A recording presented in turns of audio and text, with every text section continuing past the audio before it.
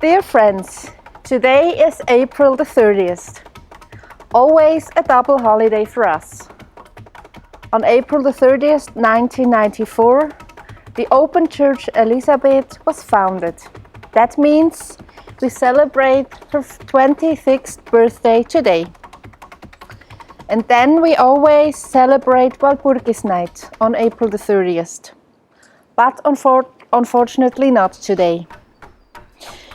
Monica's predecessor, Eva Südbeck-Bauer, and her started celebrating WALPURGIS night exactly 20 years ago with a theological composition of their own. So today is another anniversary. At that time, the invitation for this event said, of Sant Walpurga, of witches and heavenly powers. Is this actually a church service or a pagan ritual? A Protestant pastor once asked. I would say neither nor. It is a completely new celebration in which we remembered politically persecuted women and witches. 10% of them were children and men, and 90% women. But also lamented, mourned, and expressed our anger and power with a fire dance. We also prayed prayers of lamentation and psalms of rage. We had fire dancers in the church, all dressed in black and with dramatic makeup, with their burning torches and poi in a closed inner circle in the church. At the end of each performance, we celebrated our eroticism and joy of life in the choir room.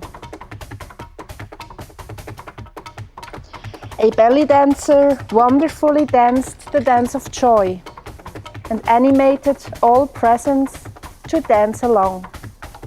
And the final blessing, of course, also was not missed.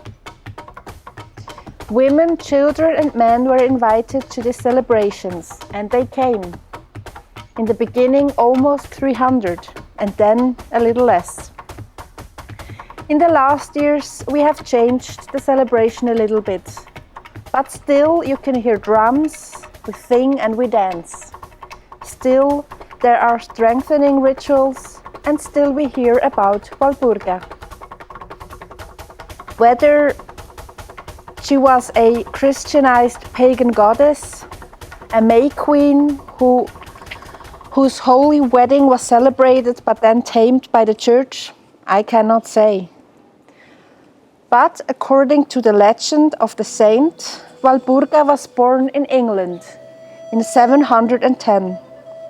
She was the daughter of the famous Anglo-Saxon King Richard and was brought up in an English monastery near Bournemouth.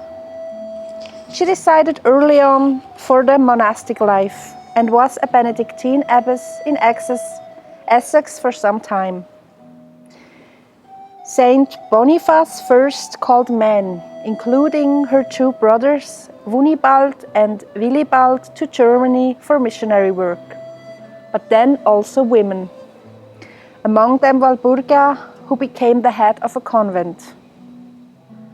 Later, she was for 16 years the abbess of a double convent, which means with men and women, in Heidenheim, founded by her brothers. Walpurga was a unique and outstanding woman with a great talent for organization and teaching. She was a much sought-after advisor and healer for physical and spiritual problems. She is also said to have worked miracles, among other things healing a terminally ill girl from serious illness. She died deeply mourned in 779. At first she was buried in Heidenheim, and 100 years later, on the occasion of her canonization, so when she was declared a saint, her bones were transferred to Eichstätt and celebrated with a feast on May the 1st. The evening before, the Walpurgis night, the transfer of her bones was apparently celebrated in high spirits. Walpurga is depicted with a staff, a rulebook and a small bottle of oil. Because since 1042, the so-called Walpurgis oil is said to have been flowing out of a stone of her grave in Eichstätt. And it is said that this oil has a healing effect through the saints' intercession. I am now standing here by the fire that our civil servant Moritz has lit. And today I would like to give you some of this firepower. You probably can't light a fire of your own on your terrace or on the parquet floor and on your living room. But maybe you can light a candle.